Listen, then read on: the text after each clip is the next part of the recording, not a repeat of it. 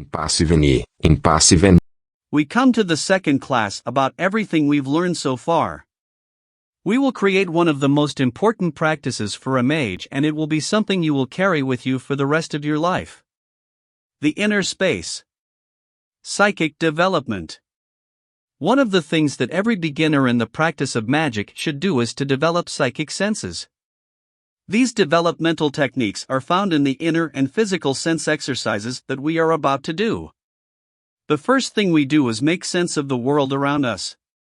Exercise 49. What's next? Try this exercise the next time you're at a market. Look all the way to the end of the hall. Now go further, around the corner of the gondola. Can you feel what's around the corner? Is it a person looking in your direction, or do you have a shelving system or a poster? Exercise 50. Grow. Try this exercise when you are lying down. Imagine that you are growing to the size of your house. You look around and see all the spaces around your house, all the neighboring houses, and even the cars on the street. We can use this psychic sense to find out who is trying to communicate with us. Exercise 51. Who's on the phone? The next time your phone rings and it's an unregistered number in your address book, take a second to clear your mind. Ask yourself the question: who is on the phone? Immediately verbalize the first person that comes to your mind, for example, Jose. Then pick up and see who it is. In this type of sensitivity work, the most important thing is to report whatever you are seeing and feeling without making any changes.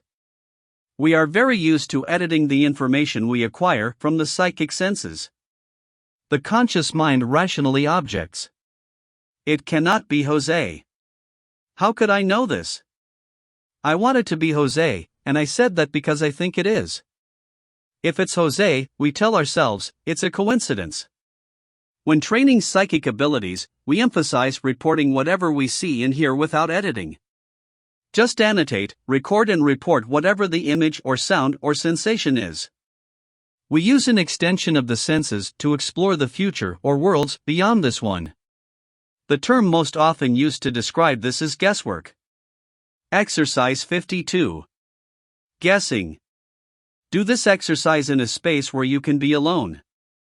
Fill a dark basin with water. Do a centering exercise by sending the roots down to the earth. Use one of your trance inductions, such as chanting a single vowel.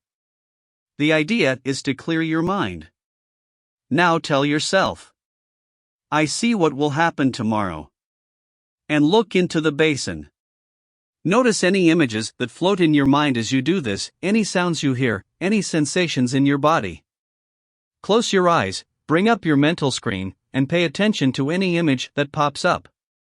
Record everything in your black book. At first, you may think that you are not seeing anything, or that you may see something that doesn't make sense to you at the time. Just record whatever impressions you had. I saw a gray cloud, and I felt cold. Continue this exercise. Before going to bed, sit down and remember all the things you did during the day. Perhaps you have entered a gray room with air conditioning. We can use this exercise to see other people. To do this, it's helpful to pair up with a friend who wants to work with you. Conduct the experiment in a predetermined time. Tell your friend to write down his impressions of where he is at that exact moment in the experience. At the same time, ask the guessing question. What is my friend doing right now? Afterwards, you can compare notes about what your friend experienced and what you experienced. You will need a friend to lead the next exercise. Exercise 53. Telepathy. Choose a time when the two of you can spend some time focused. Choose one person to be the emissary and the other person to be the receiver. The emissary chooses an object, such as a blue ball, and focuses on it. The receiver sits quietly and allows the image to form on his mental screen. After you have been exercised for a while, you may find that you hear the thoughts of other people around you. Sometimes people think it's a hot day today. And you say, it's really hot, isn't it? Sometimes people realize this and say, "Man, I didn't think I said that out loud." This can be a useful skill to have if you urgently need to get in touch with someone you can't reach by any other means. Sit down, clear your mind, visualize the person, and say very clearly, "Call me." It's very important. The other person may not receive a clear or sound image, but may be tempted to call you. Or, she may report hearing your voice very clearly. We can also communicate with people while they are sleeping. The image or words we project appear in their dreams.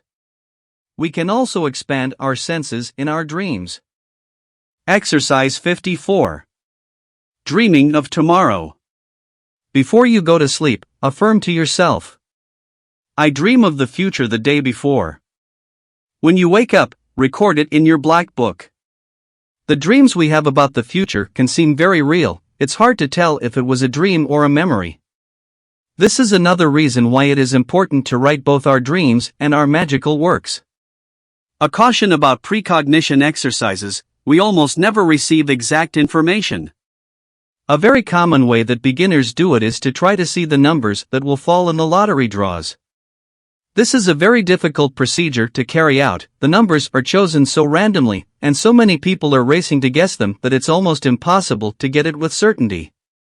How much energy is involved? Certainly we can try, and we can, but our time and energy are better spent on other manifestation techniques. Inner space. The most useful technique we need to manifest the results we seek combines all sense-based abilities. Inner space uses visualizations, affirmations, and the tour of the future. That we will cover later. To attract more of what we want to go through.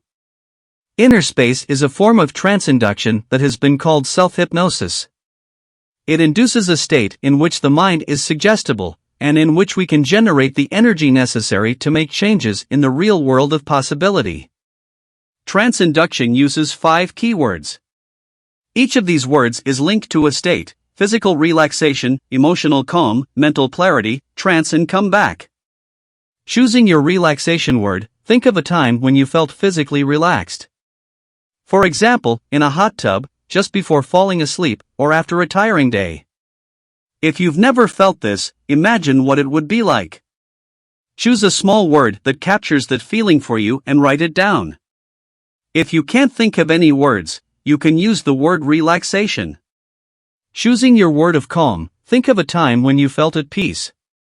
When you had a warm feeling of welcome, that all was right in the world. For example, when you were a child and played with your favorite toy for the first time. If you've never felt this, imagine what it would be like. Choose a small word that captures that feeling for you and write it down. If you can't think of any words, you can use the word calm. Choosing your mental clarity word, think of a time when you were mentally sharp and in control of your thoughts, for example, while taking a very easy test or reading an easy-to-understand book. If you've never felt this, imagine what it would be like.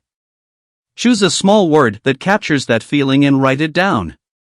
If you can't think of any words, you can use the word focus. Choosing your trance word, think of a time when you had the feeling that anything was possible. For example, when you graduated from college and had a whole career ahead of you, when you won a lottery, or passed a difficult test. If you've never felt this, imagine what it would be like. Choose a small word that captures that feeling and write it down. If you can't think of any words, use the word strength or power. Choosing your feedback word, think of a time when you moved from one alert state to another, for example, waking up in the morning, finishing a good book and putting it away, or taking notice of your room. If you've never felt this, imagine what it would be like. Choose a small word that captures that feeling and write it down. If you can't think of any words, use the word come back. Write down all these words and memorize them. Exercise 55. Penetrating inner space. Do this exercise in a secluded place. Do a centering exercise. Inhale deeply and exhale completely. Close your eyes. Visualize your mental screen, which is right in front of your eyes, just above your eyes. Look at your relaxation word and say it out loud. Tell yourself, I am in my inner space, a place I can enter anytime, for whatever purpose I want. Notice any feelings or images you have in that moment. Now see and tell yourself your word of calm, of mental clarity, and your word of return. Inner space is the key to manifestation. In this space, you can create any experience for yourself that you want. You can be yourself, no holds barred. There are two things to do here right away. Building your personal relaxation space and doing self-affirmations. Our personal relaxation space is a place where we can go anytime we want, a place where we are safe, warm, and relaxed. Think of a place in nature where you would like to have a vacation home. Do you like mountains? Build yourself a wooden hut. Do you like the beach? Is your relaxation space a simple, bio-built mud house? Or a house on a cliff to admire the waves below? Do as you wish. Exercise 56. Building your relaxation space. Immerse yourself in your inner space by saying your words of relaxation, calm, mental clarity, and trance. Tell yourself, I'm in my relaxation space. Look around you. What room are you in? What's his size? Does he have furniture? You can put a window in a wall and look out. What's the temperature? Now lead yourself back to the inner space by saying your words of relaxation, calm, mental clarity, and trance. The relaxation space is like an indoor vacation home that you can decorate the way you like. We can also do any psychic development exercise in our relaxation space. Exercise 57. My day tomorrow. Go into your inner space, bring your mental screen to your mind, or visualize a movie screen in your relaxation space. Now visualize yourself being transported into your tomorrow. As you observe this change, make self-affirmations about your day. For example, I am relaxed and confident during the meeting. My presentation is going great and I get a lot of praise for it. Or, I take the test again and realize I passed with a good grade. Feel like you is happy to find that he passed the test. Remember the important points of the affirmation. Use the present tense, use positive words and specify what but not in what way. We learn to perform memorization exercises, to work with dreams, and to make a manifestation of internal space. Please note that we are just working on our internal development. When it comes to magic, many seek in masters or in religions what is already intrinsic within their being. No matter the name of your worshipping deity, God is in you. So it's useless and a great waste of time to create religious wars with your fellow human beings. Remember the first secret I revealed in our third class? About having the realization that there is soul in everything? So, you are actually experiencing God in all. Everything is part of creation and everything is in God. This refers to one of the laws of Hermeticism. What is above is like what is below, and what is inside is the same as what is outside. This will form the basis for your future studies of macrocosm and microcosm and the concepts of God and the devil. In the next classes, we will work with the energies of the body again, learning how to create a shield and how to energize and cleanse the chakras. Have you ever thought about living in a community where everyone lives in harmony with their siblings and with nature? News coming soon. Thank you for reaching the end of this video. If you liked it, like, share and, if you can, consider supporting this channel so that our project can reach more people. Support links in the description. Impasse veni, impasse vado.